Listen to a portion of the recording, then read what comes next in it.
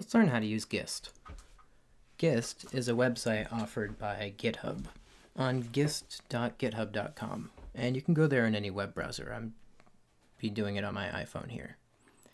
I already have an account, so I'm going to sign in, but you may need to sign up for an account with an email and come up with some username. It doesn't have to be anything too special. Here I am, just logging in. Alright, now by default it will just show me some of the public gists out there, but I want to make a new one, so I'll click the plus in the top right. It can get a title, so I'll call it Thoughts on Consciousness, and gist is for uploading files, so I'm going to have to give it some file name. It's just going to be a plain text file, but I'm going to be using a markup language called Markdown, which is similar to what Discord uses for their emphasis. So I'm just going to copy some of the paragraphs from what you've written on consciousness as an example. Sorry, I had to fight with Discord a bit. And you can just sort of paste them in one paragraph at a time.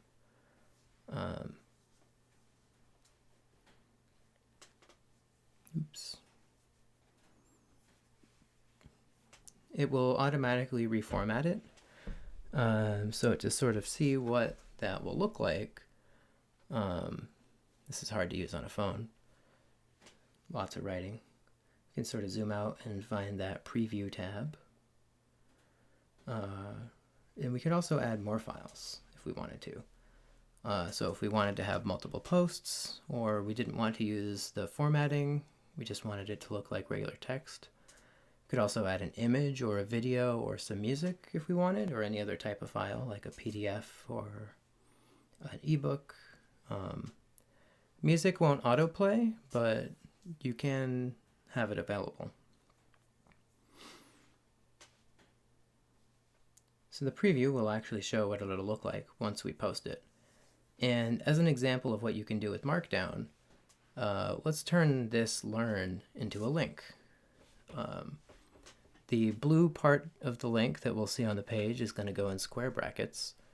And then we can put the actual website we want to link to inside of parentheses. We'll just use google.com as an example. Oops, not GitHub, Google. And when we go and preview that, we'll see that learn is now going to be a link to Google. So that's just one of the ways you can use Markdown that's a little bit more powerful than what Discord has, which is just like asterisks for bold and underscores for italics and stuff like that. Public versus secret, you'll always be able to share a link to it. Secret doesn't mean that there's a password, but it won't be listed on your profile or on the front page of GitHub. I usually make them secret and just link them around, but sometimes I make them public too. This one isn't my writing, so oops, and I need to delete that extra file.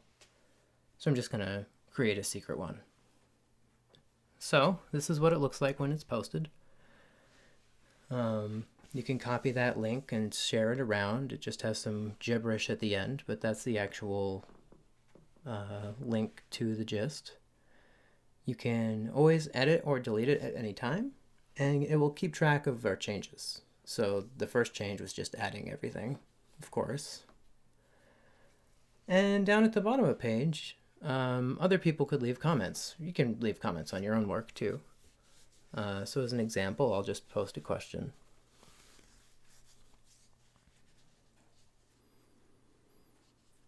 I don't know if you get emails when a comment is posted or not, but and it's certainly not, doesn't have anything fancy like WordPress or some other big blog, but it is just a basic way that you can get sort of interaction in longer forms of writing. Okay. I hope that was a useful example, and maybe you can try and make your own gist now.